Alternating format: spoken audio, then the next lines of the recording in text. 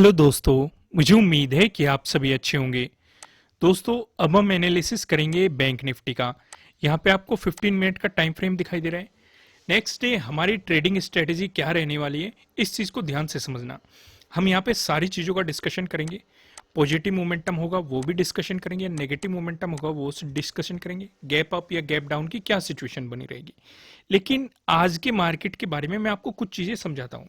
इन चीज़ों को समझने की कोशिश करना। मार्केट में एक गैप डाउन ओपनिंग हुई, तुरंत मार्केट ने गैप को फिल कर लिया। ये पहली कैंडल बनी। देखो क्या होता है, सिचुएशन को समझो। अब जो जो मैं आपको समझाऊंगा उसे ध्यान से समझना।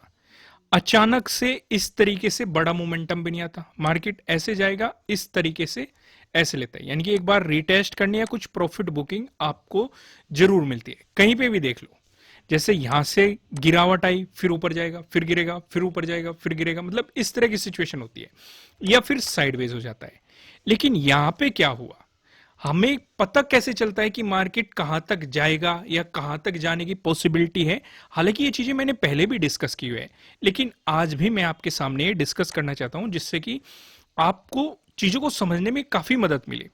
जैसे हमें क्लियर क्लियर क्या दिखाई दे रहा है, इस जोन में एक रेजिस्टेंस हमें यहां पे देखने को मिल रहा है। रेजिस्टेंस क्यों कह रहा हूं मैं, क्योंकि यहां पे पहले हम सपोर्ट देख रहे थे, एक मजबूत सपोर्ट यहां पे देखने को मिला था।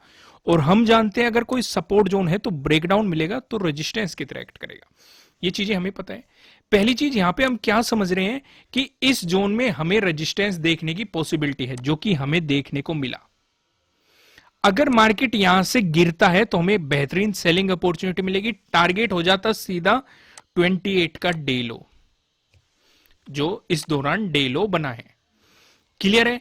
लेकिन अगर इसका ब्रेकआउट मिलता तो यहां से बाइंग अपॉर्चुनिटी क्रिएट होती, क्योंकि एक इंपोर्टेंट जोन का, एक इंपोर्टेंट रेजिस्टेंस का आपको ब्रेकआउट मिलता। और इस सिचुएशन में जो हमारा टारगेट बनता, इस वाले जोन में बनता। Clear clear. अगर आप देखेंगे तो हालांकि मार्केट ने इसका भी ब्रेकआउट दिया। देखो ये तरीके होते हैं। फिर अगला टारगेट हमारे लिए कहां पे बनेगा, अगला टारगेट हमारा इस जोन में बनता, और इसी जोन में आपको दिखाई दे रहा है। अब ये सिंपल सिंपल जो भी हम डिस्कशन कर रहे हैं, प्राइस एक्शन के अकॉर्डिंग कर रहे हैं। हालांकि पिवट पॉइंट आपकी यहां पे काफी मदद करता है, इसलिए मैं आपके साथ पिवट पॉइंट हर रोज डिस्कस करता हूं, जिससे कि आप उसे लगा के रखें और मार्केट के मोमेंटम को ट्रैक करते रहे। लेकिन प्राइस एक्शन से एक सिंपल सा तरीका होता है। लेकिन यहां पे आपको एक और इंटरेस्टिंग चीज नजर आ रही है। आपको यहां पे हमारा एक पैटर्न देखने को मिल रहा है। यहां पे आपको इस जोन में एक रेजिस्टेंस देखने को मिला, और यहां पे आप देखेंगे एक सपोर्ट देखने को मिल रहा है इस ट्रेंड लाइन में। ऊपर आपको रेजिस्टेंस देखने को मिल रहा है, नीचे आपको यहां पे सपोर्ट देखने को मिल रहा है। एक रेंज आपको यहां पे क्रिएट होती हुई नजर आ रही है। तो बस हमें इंतजार करना था, या तो मिल जाता इसका ब्रेकआउट या मिल जाता इसका ब्रेकडाउन। अगर ब्रेकडाउन मिलता तो हमें सेलिंग अपॉर्चुनिटी मिलती और हम अप्रोच करने की कोशिश करते इस लेवल तक, और फिर इस लेवल पे देखते मार्केट किस तरीके से रिएक्ट करता। इसका ब्रेकडाउन देता या फिर इस पे सपोर्ट लेके बाउंस करता। अगर सपोर्ट लेके बाउंस करता, उस सिचुएशन पे बाइंग अपॉर्चुनिटी मिलती, और अगर इसका ब्रेकडाउन दे देता तो हमें यहां पे सेलिंग अपॉर्चुनिटी मार्केट में देखने को मिलती। लेकिन वो सिचुएशन क्रिएट नहीं हुई, हमें यहां पे ब्रेकआउट मिला तो बाइंग अपॉर्चुनिटी मिली। टारगेट क्या रहता, सिंपल सिंपल आपका यहां पे भी एक जोन क्रिएट हो रहा है। ये भी आपके साथ कल डिस्कस किया गया था। ये वाला जोन आपका पहला टारगेट रहता, और यहां पे इसका अगर ब्रेकआउट मिलता तो फिर ये वाला जोन आपके लिए टारगेट रहता। और यहीं पे आप देख सकते हैं मार्केट ने यहीं पे ही मोमेंटम किया है। देखो सिंपल प्राइस एक्शन का तरीका होता है। अगर कुछ लोग सोच रहे होंगे इसका भी ब्रेकआउट मिलता तो ये वाला जोन आपका टारगेट रहता, क्योंकि मार्केट यहां पे रेजिस्टेंस की तरह एक्ट कर रहा है। अगर इसका भी ब्रेकआउट मिलता तो इसके हाई तक मार्केट जाने की कोशिश करता। हालांकि प्राइस एक्शन के अकॉर्डिंग जब हम सपोर्ट रेजिस्टेंस का डिस्कशन करेंगे, वहां पे इन सारी चीजों को हम डिटेल में आपको एक्सप्लेन करेंगे। तो यहां तक एक सिंपल सा तरीका आपको समझ में आया होगा। अब और चीजों को समझते हैं। अब मार्केट इस लेवल पे खड़ा हुआ है, यानी कि उसी सपोर्ट जोन के मार्केट नजदीक आ चुका है, जहां पे मार्केट ने आज देखेंगे, आज रेजिस्टेंस की तरह एक्ट किया। पहले सपोर्ट ले रहा था, ब्रेकडाउन दिया, रेजिस्टेंस की तरह एक्ट किया, ब्रेकआउट दिया, फिर सपोर्ट ले रहा है। तो यहां पे पहला डिस्कशन करते हैं। अगर पॉजिटिव मोमेंटम आया उस सिचुएशन पे 43,100 आपके लिए क्या हो जाएगा, एक रेजिस्टेंस जोन। अगर इसका भी आपको ब्रेकआउट मिला, उस सिचुएशन पे 43,200 आपके लिए क्या हो जाएगा, अगला रेजिस्टेंस जोन। अगर इसका भी ब्रेकआउट मिला तो 43,400 पे जाना है आपको। 300 को मार्केट इजीली कवर कर देगा, ऐसी सिचुएशन है, क्योंकि जो अगला रेजिस्टेंस बनेगा वो 25th का जो डे हाई है उस जोन में बनेगा। तो आपको 43,400 को कंसीडर करके चलना है, ज्यादा प्रोबेबिलिटी है और ज्यादा पॉसिबिलिटी भी है। यहां तक चीजें क्लियर है। वहीं पे अगर फ्लैट ओपन होकर नेगेटिव मोमेंटम दिखाया, इस सिचुएशन पे हमें ये तो दिखाई दे रहा है कि मार्केट एक सपोर्ट जोन पे खड़ा है, तो इस सपोर्ट जोन का ब्रेकडाउन आएगा। उस सिचुएशन पे 42,900 पे एक ऐसा जोन है जो मार्केट को रिवर्स कर सकता है। अगर इसका ब्रेकडाउन आ गया तो फिर हम कंफर्म हो जाएंगे कि मार्केट में एक नेगेटिव मोमेंटम देखने को मिलेगा, और इस सिचुएशन पे जो 28 का डे लो बनेगा, मार्केट इसे अप्रोच करने की कोशिश करेगा, यानी कि आज का जो डे लो बन रहा है। और अगर इसका भी आपको ब्रेकडाउन मिला, उस सिचुएशन पे क्या रहेगा, फिर आपको ध्यान रख के चलना है, जो 23rd का डे लो है, मार्केट इसे अप्रोच करने की कोशिश करेगा। यहां तक चीजें क्लियर है। सिंपल प्राइस एक्शन के अकॉर्डिंग हमने यहां पे देखा है। अब अगर गैप अप की सिचुएशन बनी या गैप डाउन की सिचुएशन बनी, तो हमारी एक सिंपल सी थ्योरी है जो मैं आपको हमेशा बताता हूं। उस सिचुएशन में हम क्या करेंगे, हम यहाँ पे टाइम फ्रेम हमारा 15 मिनट का है, हम 5 मिनट का चेंज कर लेंगे और पहली कैंडल को देखेंगे। पहली कैंडल अगर हम गैप अप का डिस्कशन करें, अगर आपको गैप अप ओपनिंग देखने को मिली तो 5 मिनट की पहली कैंडल बनने देंगे, उसका हाई मार्क कर लेंगे, उसका लो मार्क कर लेंगे। अगर लो की तरफ ब्रेकडाउन आया तो मार्केट गैप को फिल करने की कोशिश करेगा, तो यहां से एक सेलिंग अपॉर्चुनिटी क्रिएट हो सकती है, और टारगेट रहेगा सिंपल वो जहां तक गैप है या उससे पहले कोई इंपॉर्टेंट सपोर्ट है, उस सिचुएशन को हम कंसीडर करके चलेंगे। अगर इसका ब्रेकआउट मिल गया, देखो इस वाले केस में 5 मिनट की जो कैंडल है उसकी हाई के ऊपर हम एसएल लगा देंगे, स्टॉप लॉस, क्योंकि अगर हम गलत साबित हुए तो हमारा स्टॉप लॉस हिट हो जाएगा। वहीं पे अगर मार्केट ने इसके हाई का ब्रेकआउट किया तो जो 5 मिनट की कैंडल है इसके लो पे हम एसएल लगा देंगे, यानी कि अपना स्टॉप लॉस लगा देंगे, और यहां से बाइंग अपॉर्चुनिटी क्रिएट होगी। ऊपर की तरफ क्या लेवल रहेंगे, पिवट पॉइंट और प्राइस एक्शन के अकॉर्डिंग हम डिस्कस करेंगे। वहीं पे अगर गैप डाउन की सिचुएशन आ गई, उस सिचुएशन पर भी हम 5 मिनट की पहली कैंडल बनने देंगे और इसके हाई को भी मार्क कर लेंगे और इसके लो को भी मार्क कर लेंगे। क्लियर है। अगर इसका ब्रेकआउट मिला तो इसका मतलब मार्केट गैप को फिल करने की कोशिश करेगा, क्योंकि गैप डाउन में नीचे ओपनिंग होगी तो मार्केट इस गैप को फिल करने की कोशिश करेगा। तो यहीं तक हमारा टारगेट हो जाएगा, या उससे पहले कोई रेजिस्टेंस जोन दिखाई दे रहा है जो कि हम आगे डिस्कस करेंगे, तो उसे हम कंसिडर करके चलेंगे कि उस पर मार्केट किस तरीके से रिएक्ट कर रहा है। लेकिन अगर इसका ब्रेकडाउन आया, उस सिचुएशन पे हमारे लिए सेलिंग अपॉर्चुनिटी क्रिएट हो सकती है, और इस 5 मिनट के कैंडल के हाई का हम स्टॉप लॉस लगा देंगे, अगर ट्रेंड रिवर्सल हुआ तो हमारा ज्यादा लॉसेस ना हो।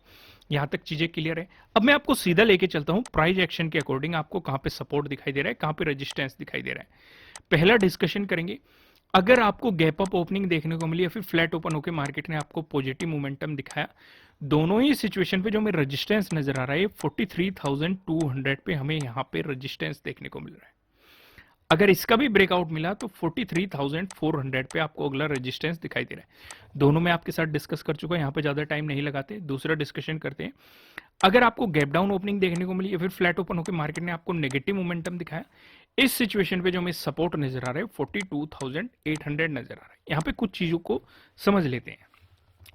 अब ये मैं आपको बता ही चुका हूं कि मार्केट एक सपोर्ट जोन पे खड़ा है। यहां पे पहले मार्केट सपोर्ट ले रहा था, ब्रेकडाउन दिया, रेजिस्टेंस, फिर ब्रेकआउट दिया, फिर सपोर्ट ले रहा है। तो अगर इसका ब्रेकडाउन आया तो यानी कि एक इंपॉर्टेंट सपोर्ट लेवल का मार्केट ब्रेकडाउन देगा, एक हर्डल हो सकती है, एक थोड़ी सी रुकावट हो सकती है 42,900 पे। लेकिन अगर इसका भी ब्रेकडाउन हो गया तो कंफर्म हो जाएगा मार्केट 24 के डे लो को अप्रोच करने की कोशिश करेगा, और ये डे लो आपको इसी जोन में दिखाई दे रहा है 42,800। अगर इसका भी ब्रेकडाउन आया फिर आपको 42,600 के जोन तक मार्केट जाता हुआ दिखाई दे सकता है। यहां पे हमें 23 को भी एक सपोर्ट देखने को मिला था, और उससे पहले तो हमें भर भर के यहां पे रेजिस्टेंस देखने को मिले 16, 17 और 18 को। और हम जानते हैं जितना इंपॉर्टेंट रेजिस्टेंस था ब्रेकआउट मिलने के बाद वो उतने ही इंपॉर्टेंट सपोर्ट की तरह एक्ट करने की उसकी पॉसिबिलिटी बढ़ जाती है। अब जल्दी से हम नो ट्रेडिंग जोन को डिस्कस कर लेते हैं जहां पे हमें ट्रेडिंग नहीं करनी है। यहां पे आप देखेंगे दो रेड लाइन दिखाई दे रही है। ऊपर लेवल लाइन की बात करेंगे 43,048 की है, नीचे लेवल लाइन की बात करेंगे 42,895 की है। जब तक मार्केट आपको इस जोन में दिखाई देता है, आपको मार्केट में कोई भी पोजीशन नहीं बनानी चाहिए, आपको मार्केट को जस्ट ऑब्जर्व करना चाहिए। अगर मिलता है आपको इसका ब्रेकआउट प्राइस ऊपर सस्टेन करता है तो आपको मिल सकती है बाइंग अपॉर्चुनिटीज।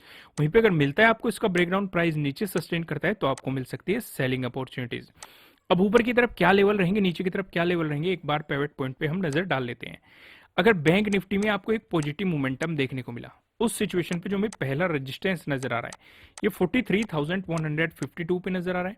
अगर आपको इसका ब्रेकआउट मिल गया, जो दूसरा रेजिस्टेंस दिखाई दे रहा है 43,244 पे नजर आ रहा है। अगर आपको इसका भी ब्रेकआउट मिल गया, जो हमें तीसरा रेजिस्टेंस दिखाई दे रहा है 43,356 पे आपको यहाँ पे दिखाई दे रहा है। वहीं बात करें बैंक निफ्टी में, अगर आपको देखने को मिल गया एक नेगेटिव मोमेंटम, उस सिचुएशन पे जो पहला सपोर्ट नजर आ रहा है ये 42,880 पे नजर आ रहा है। अगर इसका भी ब्रेकडाउन मिल गया, जो दूसरा सपोर्ट दिखाई दे रहा है ये 42,769 पे नजर आ रहा है। अगर इसका भी ब्रेकडाउन मिल गया, जो आपको तीसरा सपोर्ट दिखाई दे रहा है 42,589 पे आपको यहाँ पे तीसरा सपोर्ट दिखाई दे रहा है। अब एक नजर हम ऑप्शन चेन पे भी डाल लेते हैं।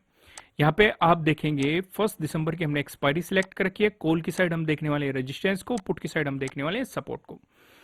रेजिस्टेंस की बात करेंगे तो 43,200 पे आपको एक रेजिस्टेंस दिखाई दे रहा है, जहां पे आप देखेंगे 26.5 लाख का आपको यहाँ पे ओपन इंटरेस्ट दिखाई दे रहा है। अगर इसका ब्रेकआउट मिलता है, अगला रेजिस्टेंस बताने से पहले मैं आपको बता दूं, आपके लिए किसी भी तरह का ना तो कोई बाय रिकमेंडेशन है, ना ही कोई सेलिंग रिकमेंडेशन है।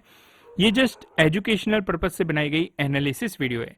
इन्वेस्ट करने से पहले आपको अपनी रिसर्च करनी है, अपने इन्वेस्टर की सलाह लेनी है, क्योंकि प्रॉफिट भी आपका होने वाला है, लॉस की जिम्मेदारी भी आपको अपने यहाँ लेनी है।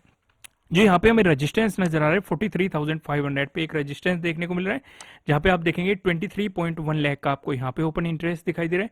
वहीं बात करें सपोर्ट की तो 42,500 पे एक सपोर्ट दिखाई दे रहा है, जहाँ पे आपको 24 लाख का यहाँ पे ओपन इंटरेस्ट दिखाई दे रहा है। अगर इसका ब्रेकडाउन मिलता है तो आप देखेंगे 42,000, जहाँ पे आपको 23.9 लाख का यहाँ पे ओपन इंटरेस्ट दिखाई दे रहा है।